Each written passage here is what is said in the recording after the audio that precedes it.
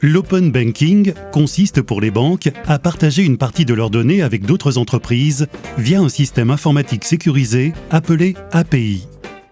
Ce système bancaire ouvert concerne toutes les banques de l'Union européenne depuis l'entrée en vigueur en 2018 de la seconde directive européenne sur les services de paiement, la DSP2.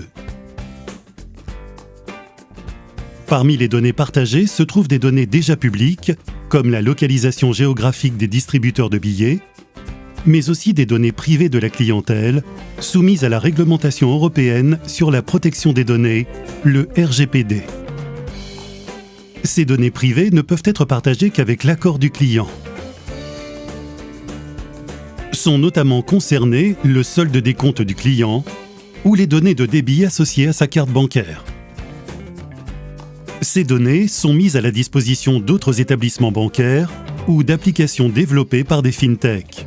Par exemple, pour proposer des services d'agrégation des comptes possédés dans différents établissements, de classification des dépenses ou encore de conseils en gestion de patrimoine. Bien sûr, l'open banking ne remet pas en cause la sécurité des données partagées. Celles-ci ne sont pas accessibles publiquement et ne peuvent être consultées que par les clients eux-mêmes au travers d'un service tiers lui-même sécurisé. L'open banking matérialise l'idée selon laquelle les données bancaires sont la propriété exclusive du client et non de son établissement bancaire. Le client peut ainsi confier ses données à d'autres organismes pour bénéficier de services supplémentaires.